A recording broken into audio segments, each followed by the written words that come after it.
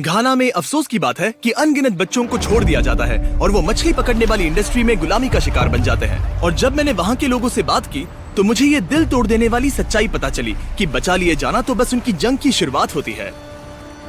जो बच्चे किस्मत से वहाँ से बच निकलते हैं वो भी सालों तक हुई शारीरिक शोषण और अत्याचार की वजह से गहरी तकलीफ में होते हैं, लेकिन वहाँ कोई अच्छी फैसिलिटी नहीं है जो उनका इलाज कर सके, जिसकी उन्हें बेहद जरूरत है। इसीलिए हमने इसे अपना मिशन बना लिया, घाना के बीचों बीच एक नया सर्जिकल सेंटर बनाने का, ताकि हम मेडिकल केयर की कमी पूरी कर सकें और ऐसे बच्चों की मदद कर सकें जैसे कि ये दो भाई अर्नेस्ट और रिचमंड। इनके माता पिता ने इन्हें गुलामी के लिए बेच दिया था और दोनों 16 साल की उम्र के बाद जाकर आजाद हो सके। जब हमारी माँ और पिता ने हमें जन्म दिया तो हमें कभी वो मिले नहीं, उन्होंने हमें छोड़ दिया। फिशिंग इंडस्ट्री में गुलाम बनने के बाद दोनों भाई अलग हो गए और अकेले जीने लगे, ये जाने बिना कि क्या ये दोनों फिर से मिल पाएंगे।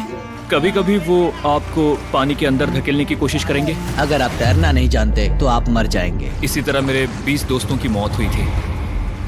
लेकिन किस्मत से इन दोनों भाइयों को घाना मेक अ डिफरेंस फाउंडेशन ने बचा लिया, जिसे GMAD भी कहा जाता है, एक ऐसी ऑर्गेनाइजेशन जो घाना में चाइल्ड स्लेवरी के खिलाफ है। मैं बहुत खुश था कि मैं GMAD आया, क्योंकि उन्होंने मेरे लिए जो कुछ भी किया उसके लिए मैं उनका बहुत एहसानमंद हूँ।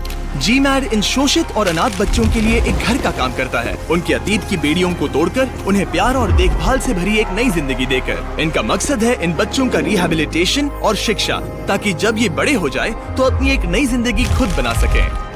जब इन भाइयों को बचाया गया तो किस्मत से उन्हें किसी मेडिकल ट्रीटमेंट की जरूरत नहीं पड़ी, लेकिन उनके बहुत से साथियों के लिए ऐसा नहीं था। इस बारे में और जानने के लिए मैं मिला ऑस्टिन से, जो GMAD के एग्जीक्यूटिव डायरेक्टर हैं। उसने मुझे समझाया कि सर्वाइवर्स को इलाज पाने में कितनी दिक्कत होती है। उन्हें GMAD कंपाउंड से 30 मिनट दूर तक एक भीड़ भाड़ वाले हॉस्पिटल तक जाना पड़ता है और वहाँ 600 से भी ज्यादा लोगों की लंबी लाइन में घंटों इंतजार करना पड़ता है। सबसे बड़ी दिक्कत हमेशा ओवर स्पेस की रही है। हमारे पास कभी भी पर्याप्त ऑपरेटिंग रूम स्पेस नहीं रहा। यहाँ जो वॉलंटियर सर्जन आते हैं वो सिर्फ 4.5 दिनों में 200 से ज्यादा बड़ी मेडिकल सर्जरीज करते हैं।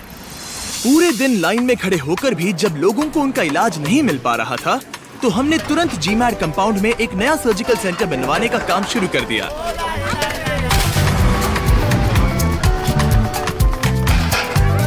जब तक ये प्रोजेक्ट बन रहा था मैंने कंपाउंड के बच्चों के साथ समय बिताया और यहाँ की जिंदादिली और जिंदगी को करीब से महसूस किया।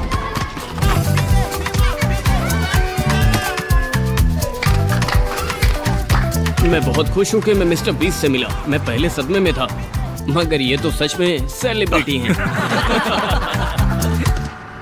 जो बच्चे घाना मेक अ डिफरेंस फाउंडेशन में आते हैं वो अपनी कहानी खुद जीते हैं और ये बहुत पावरफुल है, क्योंकि उन्होंने जो झेला और जिस हिम्मत से उससे बाहर निकले वो काबिले तारीफ। इन बच्चों के चेहरे पर जो प्यारी मुस्कान है उन्हें देखकर कोई सोच भी नहीं सकता कि ये इतने मुश्किल और दर्दनाक हालातों से गुजरे हैं। अगर कोरी और स्टेसी हॉफमैन ने 12 साल पहले GMAD की शुरुआत नहीं की होती तो ये सब मुमकिन नहीं हो पाता। जब हम पहली बार घाना आए तो हमें एहसास हुआ कि यहाँ बहुत सारे बच्चे ऐसे हैं जिनके लिए कोई आवाज उठाने वाला नहीं है। बच्चों को पढ़ाने के लिए परिवार की जरूरत होती है। जैसे जैसे सर्जिकल सेंटर का कंस्ट्रक्शन पूरा होने लगा हम कुछ वॉलंटियर सर्जन्स के साथ बैठे ताकि हम इन सब के बारे में उनका भी अनुभव जान सकें। मुझे लगता है कि जब कल हम आए थे तो करीब 600 लोग यहाँ पर मौजूद थे, बस इस उम्मीद में कि कोई उन्हें देख ले और अगर कोई ये एक बार झेल ले तो वो कभी वापस नहीं आना चाहेगा।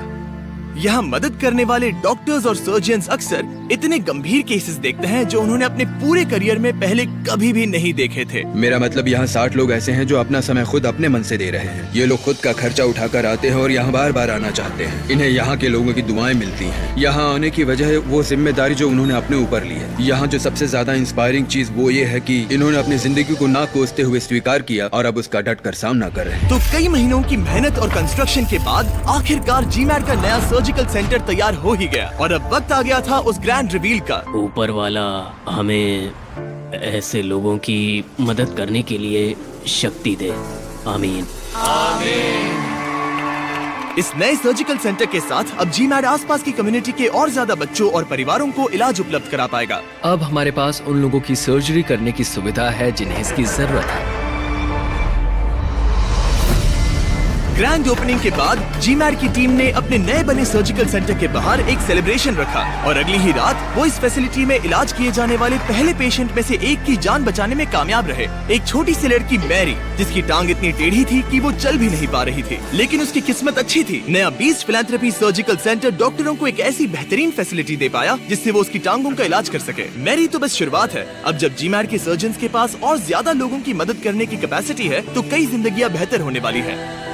अगर आप जीमैड के इस जबरदस्त काम का हिस्सा बनना चाहते हैं तो डिस्क्रिप्शन में दिए लिंक पर क्लिक करके अभी डोनेट करें। सच में आपकी मदद से जीमैड और भी ज्यादा बच्चों को गुलामी से आजाद करके उन्हें प्यार और देखभाल दे पाएगा जिनके वो हकदार है। हट जाओ मक्खी, मैं लोगों की मदद कर रहा हूँ। इस पर जरूर सोचिएगा, ये उनके लिए बहुत बड़ी बात होगी और सच कहूँ तो मेरे लिए भी। और हाँ, special thanks to Ox Blue जिन्होंने इस वीडियो के टाइम लैप्स कैमरास डोनेट किए। तुम लोग कमाल के हो।